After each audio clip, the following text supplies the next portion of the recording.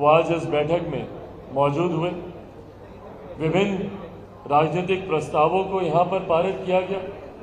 जहाँ पर पूना पार्टी ने इस मांग को दोहराया कि हमारे नेता आदरणीय रामविलास पासवान जी न सिर्फ क्योंकि वो हमारे नेता हैं, बल्कि देश की एक बड़ी आबादी है जो हमारे नेता आदरणीय रामविलास पासवान जी पर विश्वास रखती है, जो डॉक्टर बाबा साहेब भीमराव अंबेडकर जी के बाद हमारे नेता आदरणीय रामविलास पासवान जी को दूसरे अंबेडकर के तौर पर देखती है। हमारे नेता का योगदान रहा है देश के निर्माण में, देश को आगे लेकर जाने में। गिनाने की मुझे ज़रूरत नहीं है, पर वो जिस जिस विभाग में रहे, जनता के लिए उन्होंने कई ऐसे महत्वपूर्ण फैसले लिए, जिसमें से एक फैसला जो आज भी उनके जाने के लगभग 2 साल के बाद भी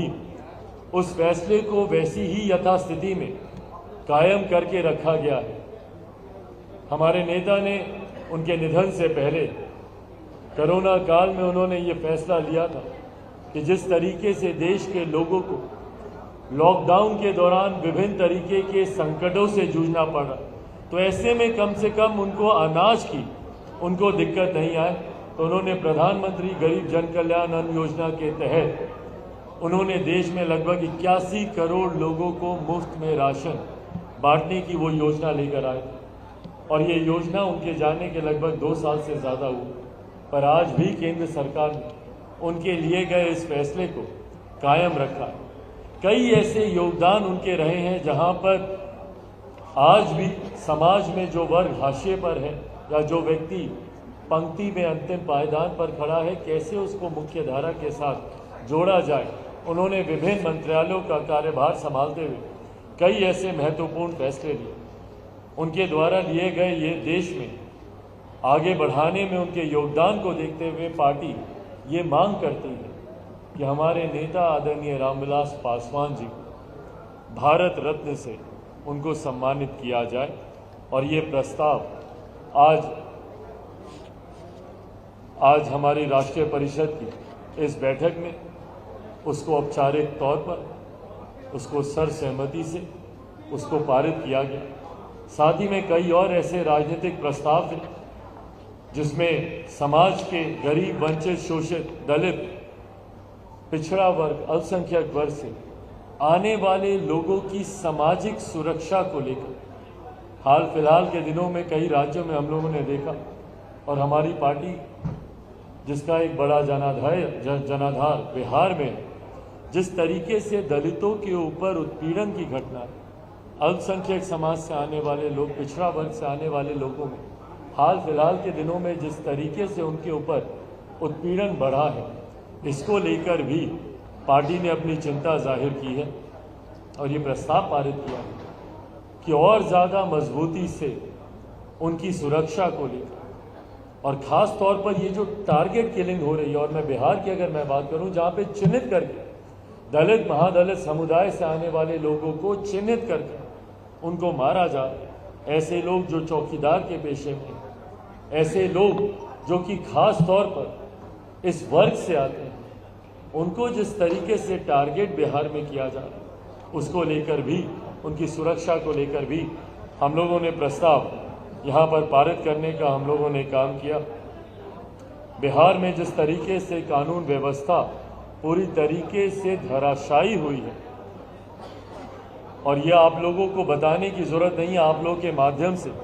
पूरा देश ये जान रहा है कि किस तरीके से आए दिन बिहार में हत्याएं, अपहरण, लूटमार, डकैती, बलात्कार की घटनाएं सामने आ रही हैं। सुबह जब तक कोई बिहारी सोकर उठता है, तब तक बिहार के अलग अलग जिलों में ना जाने कितनी हत्याओं को अंजाम दिया जा चुका होता है। ये भी एक चिंता का विषय है। इसी के साथ बिहार में विभिन्न प्रकार के जो अत्याचार हो रहे हैं, विभिन्न तरीके के कानूनों की आड़ में, शराबबंदी कानून की आड़ में जिस तरीके से हत्याओं की एक नई श्रृंखला शुरू की गई है, जहरीली शराब परोस कर जिस तरीके से बिहारियों को हत्या के, मौत के घाट उतार दिया जा रहा है, भाई ये भी हत्या की श्रेणी में ही आता है। अगर आप किसी को खाने में जहर देकर मारते हैं तो इसको भी हत्या की श्रेणी में ही लिया जाएगा। एक अराजक परिस्थिति बिहार में उत्पन्न हो गई। हम लोग पुनः केंद्र सरकार से मांग करते हैं इस प्रस्ताव के माध्यम से कि केंद्र सरकार स्वतः संज्ञान ले कि बिहार में जो ये अराजक परिस्थिति उत्पन्न होती जा रही है, शराबबंदी कानून की धज्जियां उड़ने को लेकर हो या हत्या को लेकर हो या बढ़ते अपराध को लेकर हो, ज़रूरत है कि भैया बिहार में अब राष्ट्रपति शासन लागू कर देना चाहिए। बिहार हमारे मुख्यमंत्री नीतीश कुमार जी से अब संभलने वाला नहीं। उन्होंने खुद अपराध को इतना संरक्षण दे दिया, अपराध को इतना बढ़ावा उन्होंने दे दिया है कि अब वो खुद भी चाहें तो वो अपराध को नियंत्रित नहीं कर पाएंगे। और ऐसे में जब मेरे मुख्यमंत्री का पूरा ध्यान केंद्रित सिर्फ अपनी कुर्सी को बचाने को लेकर है, आज की तारीख में उनकी चिंता बिहार के किसान मजदूर या कोई आम बिहारी नहीं है, उनकी चिंता अपने गठबंधन, अपने नेता, अपने दल के लोग बन के रहे। जहां एक के बाद एक उन्हीं की पार्टी के कई नेता उन्हें छोड़कर जा रहे, तो वहीं मुख्यमंत्री कैसे इस विपरीत परिस्थिति में भी मुख्यमंत्री बने रहे, किसका आशीर्वाद लें, किसकी कृपा लें, उनका पूरा ध्यान इस ओर केंद्रित है। ऐसे में आज की तारीख में बिहार या बिहारियों की सुध लेने वाला अब कोई नहीं। ऐसे में मैं पुनः केंद्र सरकार और केंद्रीय गृह मंत्री से आग्रह करूं कि बिहार की वास्तुस्थिति का संज्ञान लें और बिहार में जल्द से जल्द राष्ट्रपति शासन लागू किया जाए। ये सिफारिश मैं महामहिम राज्यपाल जी से भी करता हूँ कि बिहारियों को सुरक्षा का भाव देना आज की तारीख में ज़रूरी है। ऐसे में राष्ट्रपति शासन लागू करने की सिफारिश महामहिम राज्यपाल ने, वैसे भी बिहार सरकार भैया अब कुछ दिनों की मेहमान रह गई है वहाँ पर। जिस तरीके से गठबंधन में भी एक के बाद एक विरोधाभास देखने को मिलता है, वर्चस्व की लड़ाई वहाँ पर आ गई है। मुख्यमंत्री कितने दिन तक मुख्यमंत्री रहेंगे, उनकी जगह कौन से दल के नेता आके मुख्यमंत्री बनेंगे, ये आपस की खींचातान, ये स्वतः एक कारण बनेगा इस सरकार के गिरने का। पर तब तक बिहारियों में सुरक्षा का भाव रहे, इसके लिए राष्ट्रीय परिषद की इस बैठक के माध्यम से पुनः हम लोग केंद्र सरकार से यह आग्रह करेंगे कि बिहार की गिरती कानून व्यवस्था का स्वतः संज्ञान लेते हुए वहाँ पर राष्ट्रपति शासन लागू किया जाए। आज की इस राष्ट्रीय परिषद की बैठक में जहाँ देश के विभिन्न जिलों से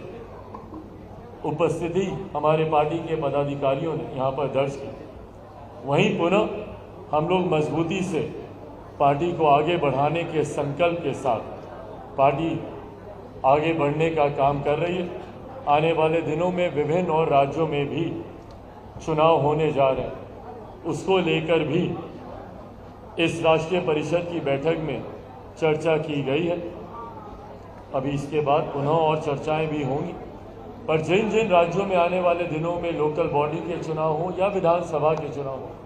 पार्टी ने ये फैसला लिया है कि जैसे पूर्वोत्तर के राज्यों में हम लोगों ने अपने प्रत्याशी खड़े किए, उसी तरीके से कर्नाटक हो, राजस्थान हो या जिन भी और राज्यों में आने वाले दिनों में अभी चुनाव है, वहाँ पर पार्टी अपने उम्मीदवार उतारेगी। ये गठबंधन के तहत होगा या पार्टी अकेले जिस तरीके से नागालैंड में चुनाव लड़ी वैसे ही चुनाव लड़ेगी, ये अभी अंतिम निर्णय पार्टी के संसदीय बोर्ड के द्वारा लिया जाएगा। बट हाँ, इतना ज़रूर तय है कि आने वाले दिनों में जहाँ जहाँ पे भी चुनाव होंगे वहाँ पर भी लोक जनशक्ति पार्टी रामविलास अपने उम्मीदवार उतारेगी। नमस्कार, मैं हूं मानक गुप्ता। अगर आपको हमारा ये वीडियो पसंद आया हो तो इसे लाइक और शेयर जरूर करें, और हाँ, हमें सब्सक्राइब और फॉलो करना ना भूलें ताकि आप देश और दुनिया की कोई खबर मिस ना करें। तो जुड़े रहिए हमारे साथ और देखते रहिए